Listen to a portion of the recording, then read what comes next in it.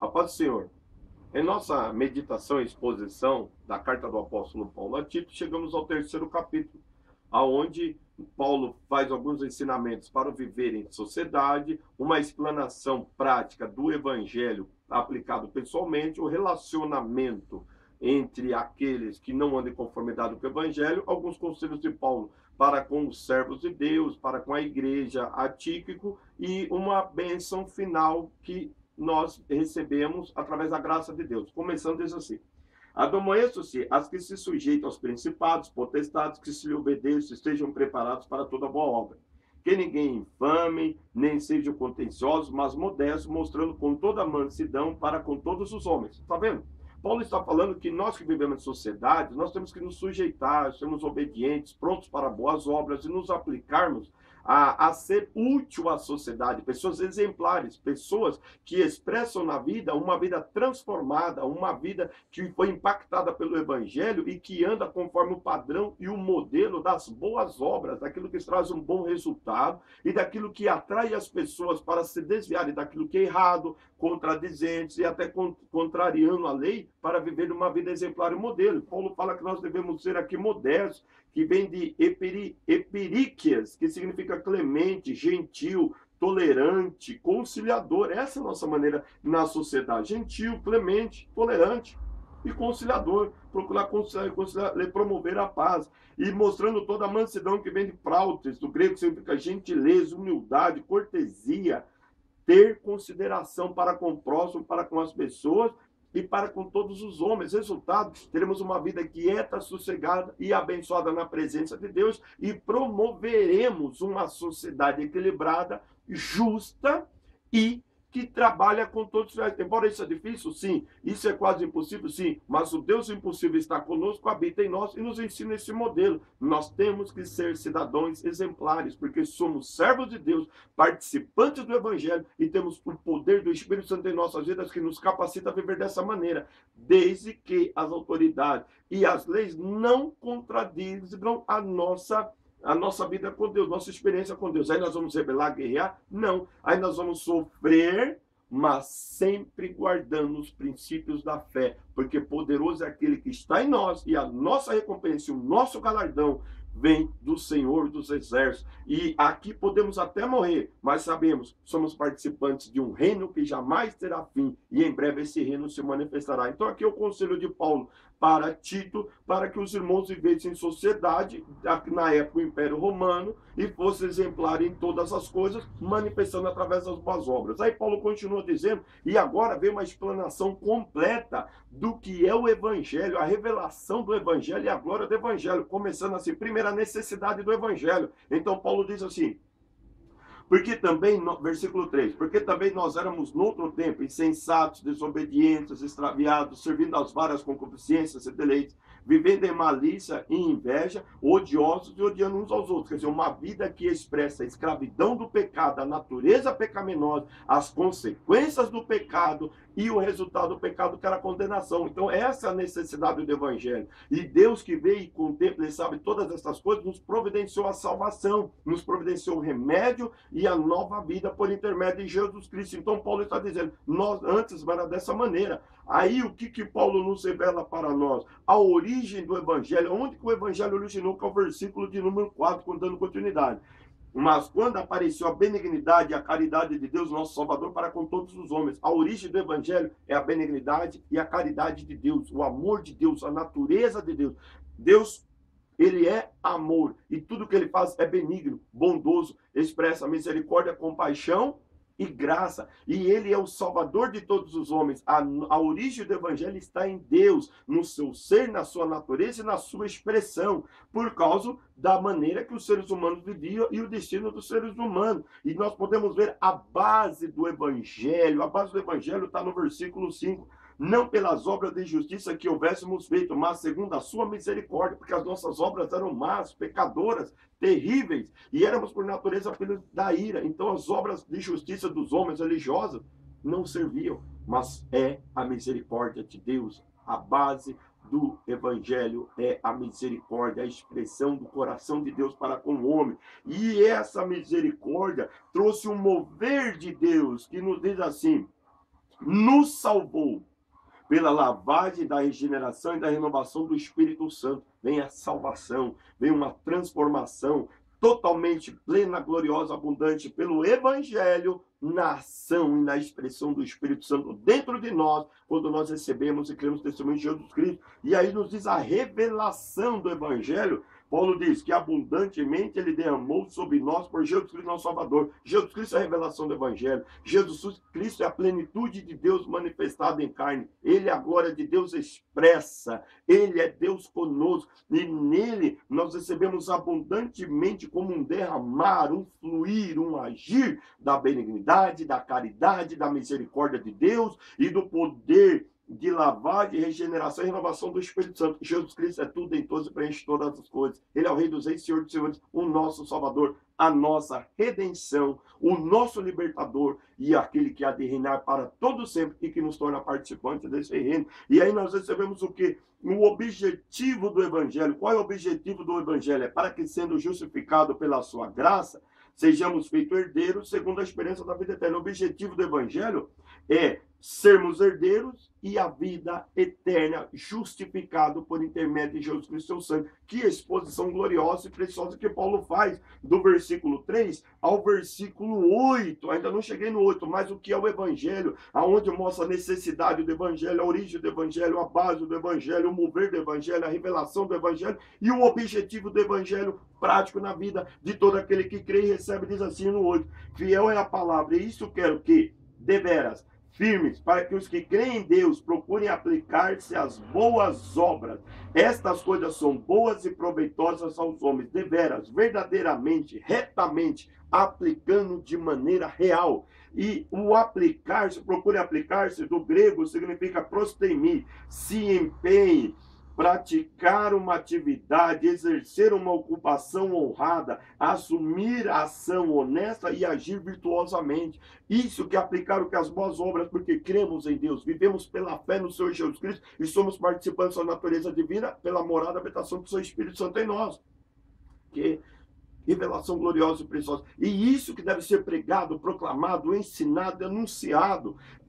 Essa obra do Senhor Jesus Cristo, essa ação de Deus, essa manifestação de Jesus Cristo, e teremos a confirmação, a expressão do Evangelho, pelos sinais que acompanham. Viveremos em sociedade, seremos exemplares, modelos e padrões, como diz o capítulo 2, que já meditamos. E nós teremos homens e mulheres chamados, capacitados por Deus para exercer o ministério, homens cheios do Espírito Santo, que retém a sã doutrina, a fiel palavra, e é poderoso, porque Deus vela sobre essa palavra para cumprir, e a sociedade, o mundo precisa dessas expressões. E aí Paulo continua ensinando, dizendo: mas não entre em questões loucas, genealogias e contendem nos debates acerca da lei, porque são coisas inúteis e vãs.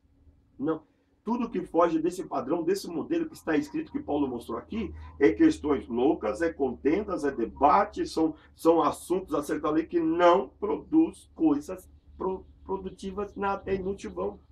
Nós vemos que a falha de Creta, que Paulo estabeleceu, colocou o título lá para colocar em ordem todas as coisas, é que eles estavam firmados em 5 erros, 5 heresias, podemos dizer, 5 falhas que atingem a igreja do decorrer dos séculos, mas que a palavra é o remédio, a nossa vacina, e nos capacita a vencer. O primeiro erro está no versículo 14 do capítulo 1, diz assim: não dando ouvido às fábulas judaicas, nem aos mandamentos de homens que se desviam da verdade. Se a pessoa se desviou da verdade, ela vai entrar em falha, vai começar a criar mandamentos, instruções e ensinos, mas não é firmado na verdade. A verdade é Jesus, e o Espírito da verdade, com o Espírito Santo, guia. Se desviou da verdade, é outro espírito, é outra base, outro fundamento que não produz bom resultado. E aí, esse é o primeiro mandamento de homens desviados. A segunda falha é os falsos conceitos de pureza e santidade. Começa a ter, que é o versículo 15.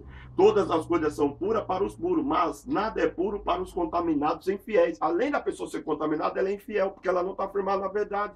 Então, o padrão de santidade, o padrão de pureza dele, aquilo que ele acha que é santo, não é inspirado, nem movido, nem abençoado pelo Espírito Santo. O Espírito Santo, ele é santo, ele santifica, ele purifica através do Evangelho, como nós lemos, poder da lavagem, da regeneração e da renovação do Espírito Santo, que ele derrama abundantemente sobre nós por Jesus Cristo. E aí nós passamos a aplicar as boas obras que Deus preparou de antemão para que venha andar nelas. É aquilo que está escrito sendo aplicado em nossas vidas e capacitado-nos a vivenciá-las pela nova vida em Cristo. Outro erro é a mente deles são contaminadas, diz o 15, continuando. Antes o seu entendimento e consciência estão contaminados pelas fábulas, pelas tradições, pelas leis, pelos mandamentos, princípios de homens. Resultado, mente contaminada, coração turbado, vida espiritual totalmente distorcida da realidade. E o quarto erro que eles diziam, o 16 diz, confessam que conhecem a Deus, mas negam com as obras. As obras dele, as atitudes dele, as práticas deles não condizem à realidade e à verdade de um homem que conhece ao Deus vivo e verdadeiro. Porque quem conhece a Deus, ele é sal da terra, luz do mundo e expressa em boas obras o sentimento do fruto do Espírito Santo, amor, misericórdia, mansidão, caridade, resistência ao pecado e à impiedade e uma expressão de poder, graça e virtude que testifica que Jesus Cristo habita naquela vida e que não é um seguidor de Jesus Cristo. E o quinto é, versículo 16 diz assim, sendo abomináveis e desobedientes e reprovados para toda boa obra. São reprovados. As obras deles não conhecem a Deus, eles são reprovados para toda a verdadeira boas obras, como diz Efésios 2:10, na qual somos feituras criados em Cristo Jesus para as boas obras que Deus preparou para que andássemos nela, que é o plano, o propósito e a direção de Deus para a vida do homem e da mulher. Então esse era o erro. Então Paulo fala, não entre em questões loucas, genealogias, contendas nos debates acerca da lei, porque são coisas inúteis e vãs. Continuando, 10 e 11. Mas ao homem herege, quer dizer, aquele que se desvia, aquele que se afasta, aquele que segue um segmento, depois de uma ou outra admoestação, evita-o, sabendo que esse tal está pervertido e peca, estando já em si mesmo condenado. Está vendo? Não se envolva, não queira debater, não queira convencer, não. Permaneça no evangelho. Você falou uma vez, falou duas vezes, a pessoa não viu? O conselho bíblico é evita, porque o mesmo já está condenado e está pecando. A sua mente está pervertida e o resultado, o juízo. O apóstolo João, na sua segunda carta, ele declara o seguinte fato, como conselho em cima daquilo que Paulo ensinou. Segunda carta de João, capítulo 1, é um capítulo só, versículo 8. Olhai por vós mesmos, para que não percamos o que temos ganhado. Antes, recebamos o inteiro galardão. Todo aquele que prevarica e não persevera na doutrina de Cristo, não tem a Deus. Quem persevera na doutrina de Cristo, esse tem tanto o Pai como o Filho. Se alguém vem ter convosco e não traz essa doutrina, não recebais em casa, nem tampouco saudeis, porque quem o sauda tem parte nas suas más obras. Está vendo? Até João fala, está na doutrina de Cristo? Tem o Pai e o Filho, quer dizer, a plenitude do Espírito Santo. Não, não tem o Pai e o Filho. Resultado, está prevaricando, está errando, está sendo continuador. Então nem salde, nem tenha comunhão para que você não seja participando das obras dele. Por quê? Porque você pode decair, pode prosseguir e também perder a mesma bênção que Deus te deu. Por isso, olhe por ti mesmo para que você jamais venha perder aquilo que você tem ganhado. Antes, você vai receber a plenitude, o inteiro galardão que Deus tem para a sua vida. Vale a pena seguir os conselhos bíblicos. Judas, a carta de Judas, declara assim, ó. Versículo 19, esses tipos de pessoas têm. Esses são os que causam divisões sensuais, que não têm o Espírito. Quem é herege? Quem segue fábulas, mandamentos de homens, falsos conceitos de pureza, tem a mente contaminada, dizem que conhecem a Deus, mas negam com as suas obras, e o testemunho deles são totalmente... Eles causam divisões, são sensuais, quer dizer, segundo a carne e a natureza humana, e não têm um espírito. Então, o conselho que Paulo dá é que nós devemos evitar, porque o mesmo já está totalmente contaminado, totalmente pervertido, e está pecando. E a sentença vem. Agora, Paulo vem para as partes finais dessa carta, aconselhando algumas atitudes de Tito, que servem para nós, e ministrando a bênção, ele diz assim, quando te enviar Ártemas ou Tíquico, procura vir ter comigo a Nicópolis, porque deliberei invernar ali. Você está aí, você está exercendo o ministério, está fazendo a obra, está colocando as coisas em ordem, está ensinando e compartilhando aquilo que você vivenciou comigo, andou comigo, agora eu estou te instruindo. E quando Tíquico ou Ártemas chegar aí, vem aqui ter comigo em Nicópolis, porque eu vou passar o inverno aqui, nós vamos ter comunhão, renovação espiritual, fortalecimento, incentivo, para que o ministério venha continuar caminhando e prosseguindo. Aí ele dá exemplo para outros irmãos que iam chegar ali e iam continuar viagem, prosseguir, mas qual era a atitude de Tito? Diz assim, Acompanha com muito cuidado a Zenas, doutor da lei, e Apolo, para que nada lhe falte. Olha que coisa bonita, coisa preciosa. Acompanhar, auxiliar, ajudar, suprir em todas as coisas. A Zenas, que era doutor da lei, um advogado, alguém que trabalhava na área da jurisprudência ali, auxiliava Paulo, provavelmente os irmãos da igreja, em muitos fatores. Naquela época, muitos cristãos eram presos, condenados, e esses eram um auxiliador. E Apolo era poderoso, eloquente nas escrituras e na palavra, homem fervoroso de espírito, como declara no final do capítulo 18 de Atos dos Apóstolos, que era um grande homem e companheiro de Paulo, que ajudou na igreja de Corinto, embora quis até virar um partidarismo, mas Paulo falou, essas coisas eu apliquei a mim, Apolo, a não ir além do que está escrito, para que ninguém se soberbeça um em favor do outro. Apolo era um homem submisso, cheio do Espírito Santo, e Paulo falou, olha, acompanha eles para que nada lhe falte, lhe abençoe. Nós, como no ministério, e aqueles que querem servir, tem que ser contribuintes, mantenedores, pessoas dispostas a ajudar e auxiliar, porque isso traz recompensa, galardão e grandes privilégios da parte de Deus, que o próximo versículo declara. E aos nossos aprendam também a aplicar essas boas obras nas coisas necessárias, para que não sejam infrutuosos. Aplicar essas boas obras, indicata ergon, que significa boas ações, atos de retidão, aquilo que me faz fazer o que é conforme o padrão. E porque isso torna frutos, nos faz frutífero e traz grandes experiências com Deus. Se não fazer, se não dedicar a isso, Paulo fala, vai ser infrutuoso. A palavra e a virtude do evangelho não vai ter progresso em nossas vidas, mas possamos crescer, progredir e prosperar em todas as coisas em nome do Senhor Jesus Cristo, porque esse é o padrão, o modelo e o exemplo que nós temos na Bíblia, e o mundo precisa dessa realidade. No dia de hoje, conhecer a verdadeira obra de Deus, a ação do Espírito Santo, fundamentada no Senhor Jesus Cristo, que edifica, como nós meditamos no capítulo 2, um povo exclusivamente dele, zeloso de boas obras, que está vivendo o padrão da graça de Deus, da benignidade e caridade de Deus, segundo a misericórdia de Deus, na expressão e ação do Espírito Santo nessa terra. Continuando. Aí ele termina assim, sauda-te todos que estão comigo. Ele tinha uma comunhão ali em Nicópolis, e todos estavam saudando, mandando saudação, comunhão, ligação. Sauda tu os que nos amam na fé. Tenha comunhão, ligação, participação com aqueles que levam a mesma bandeira, o mesmo propósito, o mesmo exemplo e segue o mesmo modelo e padrão que nós seguimos e zelamos por isso. Porque o testemunho da igreja, a glória da igreja, Jesus Cristo em nosso meio, ele é tudo em todos, preenche todas as coisas. Ele falou, e as portas do inferno não prevalecerão contra a minha igreja. Por isso ele usou os apóstolos para nos instruir, nos ensinar, nos capacitar e nos conduzir a sermos úteis e preparados para toda boa obra. E ele termina, a graça seja com todos vós, a graça será conosco, a graça nos capacitará, nos instruirá. Paulo fala em 1 Coríntios capítulo 15, que ele trabalhou muito mais do que os outros, não ele, mas a graça de Deus com ele. Você tem a graça de Deus, ela é Jesus Cristo em nós, a esperança da glória, e é movida, energizada e atuante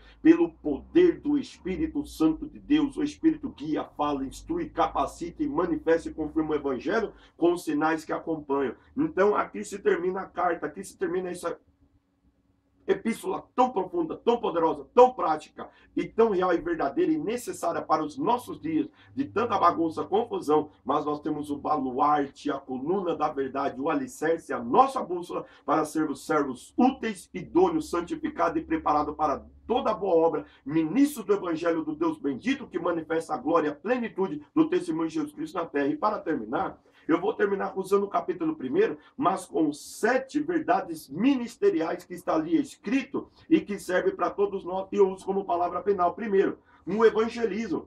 E diz assim, que nós devemos ser servos e apóstolos de Jesus Cristo, segundo a fé dos eleitos de Deus. Isso é evangelismo. Proclamar a fé que pertence aos eleitos de Deus. Aqueles que creem e recebem são eleitos e escolhidos de Deus para ser participantes. Segundo, é o ensino e o conhecimento da verdade, levar o conhecimento da verdade que liberta, transforma e traz o homem à presença de Deus e a presença de Deus ao homem. O terceiro vai ser a espiritualidade, que é segundo a piedade, a reverência, o temor, a submissão e a união e a comunhão com Deus. O quarto é o quarto, aliás, é a expectativa, que é em esperança da vida eterna. Nós temos uma esperança de uma vida plena, abundante, gloriosa e infinita nas regiões celestiais, no novo céu e na nova terra, que Deus há de fazer. O quinto é a experiência que nós temos, que é ao qual Deus que não pode mentir. Deus não mente, ele é fiel, veraz, verdadeiro e pode e realiza tudo aquilo que ele promete, porque só ele é esta realidade. O sexto é a nossa esperança. Prometeu antes dos tempos do século. Nós temos uma promessa fiel e verdadeira, digna de ter aceitação. E o sétimo é o nosso esforço, dedicação, que é o versículo de número 3. Mas a seu tempo manifestou a sua palavra pela pregação que me foi confiada, segundo o mandamento de Deus, nosso Salvador. Essa é as 7 verdades ministeriais: evangelismo, ensino, espiritualidade, expectativa, experiência, esperança e esforço, que está ensinado, compartilhado, escrito e a nossa base na carta de Tito. Por isso, meu caro amigo, meu caro irmão, veja, leia, aprenda, pratique essa palavra, torna-te exemplo em tudo e em todas as coisas. O Senhor será contigo e te abençoará. E todos verão, conhecerão e participarão da plenitude, da grandeza e da realidade do Evangelho e o que é a igreja, a comunhão dos santos, bebendo, se alimentando e sendo renovado, vivificado e transformado pelo Espírito Santo à imagem de Jesus Cristo, para que ele venha ser tudo em todos e preencher todas as coisas. Por isso eu termino dizendo que a nós aplicarmos as boas obras significa ter a disposição para odiar o que é mal. A segunda coisa é a vontade de seguir o que é reto. A terceira coisa, nós vamos ter sabedoria para julgar retamente todas as coisas, para sermos exemplo em tudo. O quarto, nós vamos ter amabilidade, sensibilidade na nossa interação de lidar com todos os tipos de pessoas, gerando boas obras e o bom fruto e a expressão do amor. E o quinto, nós vamos ser uma expressão dinâmica de uma vida cheia do Espírito Santo, que segue os passos do Senhor Jesus Cristo e que tem relacionamento vivo e verdadeiro com o Filho do Deus bendito, para a glória do Deus Pai Celestial, nosso Salvador. Que isso impacte e acompanhe a tua vida e seja contigo, e o Senhor te abençoe. Curta aí embaixo aí, se inscreva nesse canal, se torne participante, ministre outras palavras que estão em vídeos aqui para abençoar a sua vida e outras pessoas, e que o Senhor te abençoe e te guarde, que o Senhor sobre ti resplandeça o rosto e te dê a graça, e que o Senhor sobre ti resplandeça o rosto e te dê a paz, a bênção e a virtude para todo sempre, é o que eu desejo para a tua vida, em nome do Senhor Jesus Cristo. Amém.